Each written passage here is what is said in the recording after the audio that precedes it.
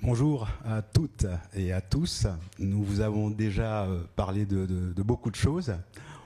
On aurait aimé vous parler aussi de Twitter, on l'a évoqué tout à l'heure, mais Twitter avec les agissements d'Elon Musk. En effet, le feuilleton et l'imbroglio du rachat de Twitter a semblé tourner autour des problématiques de cybersécurité. Il se trouve que le responsable de la sécurité, a, en janvier 2022, subitement démissionné. Il faut se rappeler qu'il a été embauché suite à une attaque du système d'information de Twitter. Il a donc démissionné et puis quelques mois après, il a révélé que Twitter cacherait des problèmes, de graves problèmes de sécurité et de gestion de faux comptes. Et donc, il faut aussi se rappeler que Peter Zalko est un ancien hacker bien connu, avec un nom de code Mudge. Alors ça a ravi Elon Musk. Pourquoi ? Parce qu'à l'époque, il essayait d'annuler le rachat de Twitter. Finalement, ce rachat aura bien lieu fin octobre. Et la première décision d'Elon Musk sera de pousser à la démission la responsable de sécurité, Léa Kissner.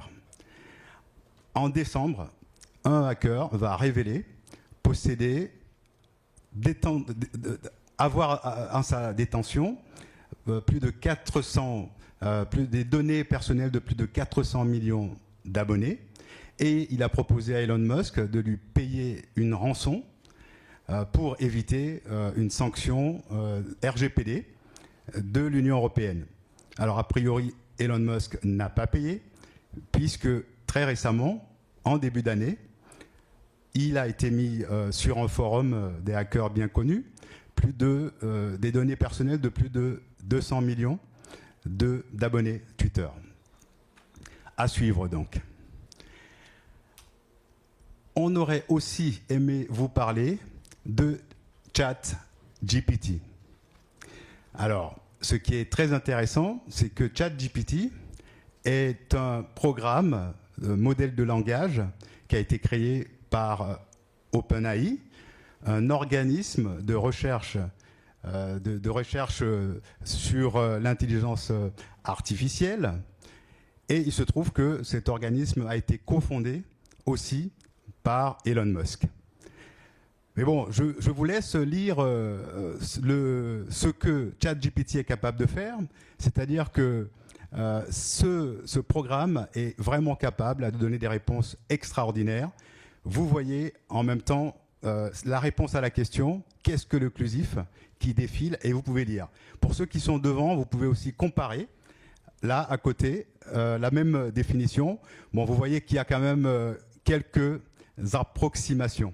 Alors, ce n'est pas ce qui nous inquiète le plus. Ce qui nous inquiète, en fait, c'est que finalement, ChatGPT, nous avons peur que ChatGPT puisse être meilleur que les hackers. Et donc, mettre en place, rédiger plusieurs arnaques. Et donc, on pourrait se retrouver avec ce robot d'intelligence artificielle qui permettrait donc à chacun de nous, en fait, de devenir un hacker en mettant en place notamment des attaques de phishing. Donc, à suivre également.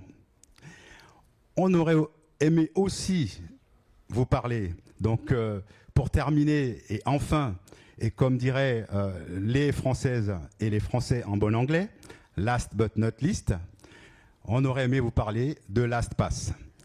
Ce gestionnaire de mots de passe vous permet de sécuriser vos mots de passe dans un coffre-fort virtuel et d'oublier la peur d'oublier